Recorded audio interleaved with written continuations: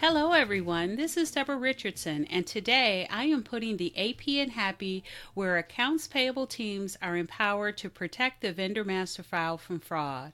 This podcast will give a voice to accounts payable team members by talking about the growing reality of cyber attacks in their world and which vendor setup and vendor management techniques they can apply to protect the vendor master file from fraud. Today's podcast episode is brought to you by the Authentication, Validation, and Management Toolkit for those AP vendor maintenance teams that still have a mostly manual process and need fraud prevention at each critical step of the vendor maintenance process. Go to deborahrrichardson.com to see the authentication techniques, internal controls, best practices, and what template forms, vendor communications, and desktop procedures are included. Stay tuned.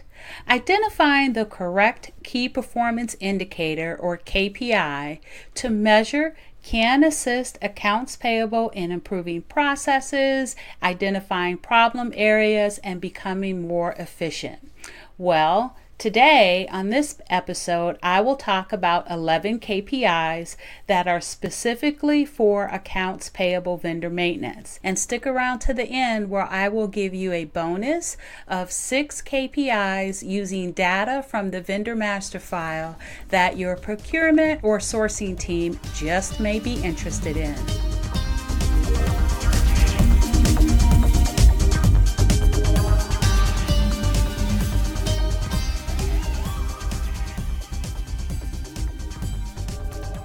Welcome to episode 36, 25 KPIs for Accounts Payable Vendor Maintenance. Part 1, Understand Your Vendor Master File. So I was attending a conference a couple years ago, and there was a very interesting accounts payable AP team that presented on their improvements in AP. There were multiple team leaders, and I was very excited to hear about the improvements in vendor maintenance processes from that VM team lead. Now, after the presentation, I asked if any KPIs specific for vendor maintenance were being tracked, and we both acknowledged a need to identify relevant KPIs specific to vendor maintenance. So in these next 2 podcasts, I will focus on KPIs specific to vendor maintenance in AP. After all, what gets measured improves. And while most AP KPIs focus on invoice processing, I have identified 25 KPIs to track and measure the vendor setup and maintenance process and the data in the vendor master file. They are categorized in 2 podcasts. This first one, Understand Your Vendor Master File, and the next one coming up next week, which will be Thursday, June 27th, on vendor request activity. So let's get started with Understand Your Vendor Master File. So with the recent increase of phishing scams, AP vendor maintenance and the vendor master file is definitely becoming more prominent than the function has been historically. The importance of a clean and accurate vendor master file with real vendors is critical in providing support to identify problem areas, build a business case for digital solutions, being compliant with regulatory agents, being compliant with company policy, as well as the overall protection from fraudulent activities. Now, for some of these KPIs, you may be able to pull reports directly from your accounting system or ERP, or use RPA to pull and consolidate the data accordingly, while other KPIs may need to be manually tracked if that measurement is critical for your process, company, or industry, and there is no other way to pull it from your ERP or accounting system. So getting started with the 11, just to let you know, they are all in the context of a number or a percentage of vendors. So the first one is the number or percentage of vendors total active. So this can indicate a need to inactivate vendors, or it can identify normal spikes based on the time of year, etc. It can be used in a business case to support a request for a vendor self-registration portal. And if you need help with that, I will put a link to a blog post where I show what you can include in ROI for a business case for a vendor registration portal. I will put that in the show notes. Number 2, the number or percentage of vendors that have self-registered in a vendor self-registration portal. So if you have a vendor self-registration portal, track this number to see the adoption of the portal amongst vendors. It is a great measurement to show a reduction in the potential for fraud. So if you have 50% or 2,000 of your vendors have self-registered, that is 50% or 2,000 less vendors that are susceptible to fraud. Number 3, the number or percentage of vendors that have valid W-9s or W-8s on file. Now, this is a good management KPI. So have you or your team gone through a cleanup process and identified vendors that need to submit a missing, new, or updated W-9 or W-8? Track those vendors to ensure those forms are submitted. Now, you can also reverse this, and instead of tracking the number or percentage of vendors that have valid W-9s or W-8s on file, you can track the number or percentage of vendors that do not have a valid W-8 or W-9 on file, and then that way you can track it to 0. So number 4, the number or percentage of vendors by ERP.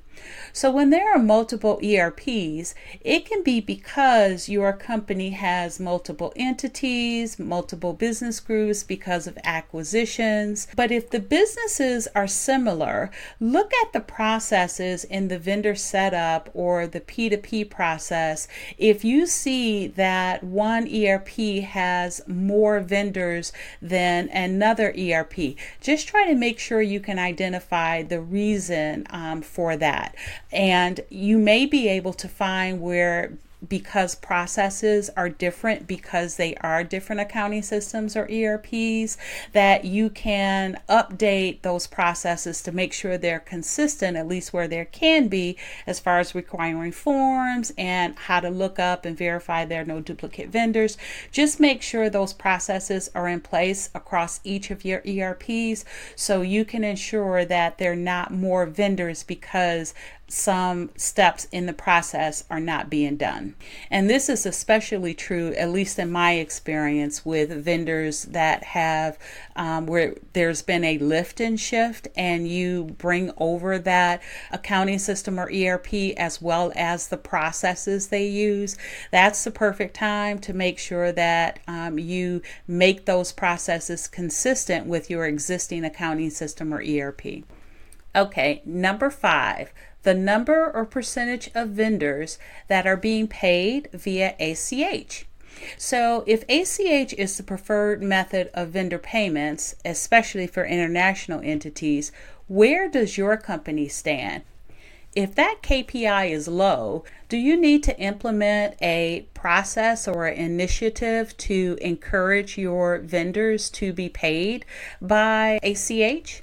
Number 6. The number or percentage of vendors that have the check payment method. So not only is the process of escheatment for unclaimed property come into play, but also the handling and reconciliation of checks. So just like the number and percentage of vendors for ACH method, if that was low, if this KPI for those receiving check payment method is high, again, does your company need an initiative to encourage your vendors to accept ACH payments? Number 7, the number or percentage of vendors that are 1099 or 1042 reportable. So these vendors are those that need to be handled, not necessarily with special care, but yes, because you need to ensure that their information matches IRS records, not only throughout the year, but also near tax time when the forms are sent to vendors and filed with the IRS. You want to identify these vendors and do an extra scrubbing right before tax time. This can also give you an idea of the cost for forms and managed services, or determine whether you are over threshold and must file electronically at the state or federal level, and or determine the number of team members needed to process those 1099s or 1042s annually. Number 8, the number or percentage of vendors that are foreign. So this KPI identifies those vendors that need to be tracked for expiring W-8s or that need to have invoices monitored to ensure the coding is correct when you're distributing and filing 1042s. So the next two KPIs can show you a problem area in your vendor setup process. Number 9 is the number or percentage of vendors that have multiple bank accounts. So what you want to look and see is the number increasing month over month or whatever interval you are measuring it against. This could be a sign that bank accounts have been added versus replaced, and it could be added as far as locations in PeopleSoft or additional vendors in SAP. And what you're really looking for is, do you need to change your process because they are being added in error instead of being replaced? So some vendors do require that you maintain separate ACH banking details based on their line of business. So for example, banks do this a lot, where they will have a separate bank account where the bank fees need to be paid, and then a separate bank account where the ATM fees need to be paid. Okay, fine, then you need multiple bank accounts. But for other vendors, it could be a sign of an incorrect existing vendor update. So instead of the vendor indicating that it is a new bank account and the old bank account is no longer valid, they're sending in, or there's no step in the process to validate that it's replacing a bank account versus adding a bank account. So just make sure your processes identify whether or not the bank needs to be added or whether or not the bank needs to be replaced. Ideally, you will be using a banking ACH form that you have created and branded, and that requires the old banking in order to update banking for an existing vendor, and that will trigger the question of whether it needs to be added or take care of it in the fact that it's giving you your old banking, so now your team knows that they just need to overwrite the existing banking details.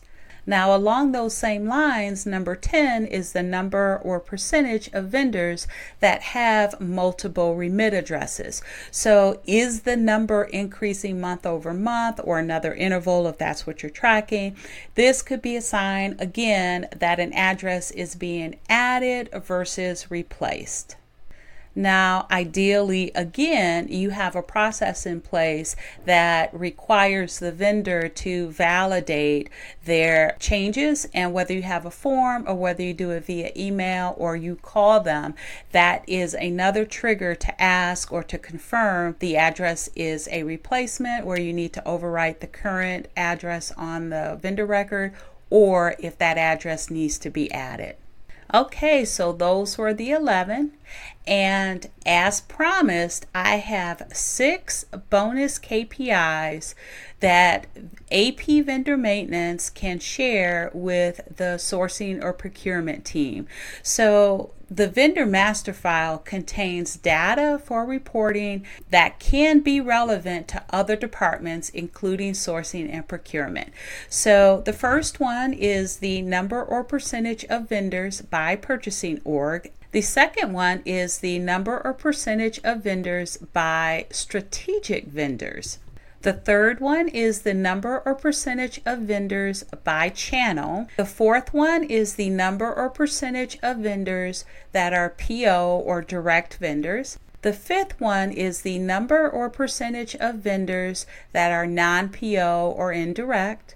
And then the sixth one is the number or percentage of vendors by industry. Now, procurement or sourcing or even some other groups within AP may want to look at spend, the number of invoices that are sent by vendor, but that information again is based on data from the vendor maintenance file, and providing some KPIs can give them a great idea of what they need to drill down into. Okay, so those were the 11 KPIs for accounts payable vendor maintenance, and also the bonus KPIs, 6 of them for procurement or sourcing. And come back next Thursday, June 27th, 2019, for the second half of 25 KPIs for accounts payable vendor maintenance, where I will have part 2, understand your vendor request activity, and there I will provide 14 KPIs. So does your department track or measure any other KPIs related to the AP Vendor Master File? I'd love to hear about it. Comment on the platform that you choose to listen, or email me at deborah@deborah.richardson.com. And if you're looking for an 8-step process to clean your vendor master file, get the eGuide or Toolkit today, and I will have links in the show notes. So thanks everyone. I hope you enjoyed the 36th episode of Putting the AP in Happy podcast, where accounts payable teams are empowered to protect the vendor master file from fraud. Don't forget to check the show notes for the links mentioned in the podcast. If you enjoyed this episode, consider subscribing and writing a review on my podcast on the platform that you use to listen. Stay happy.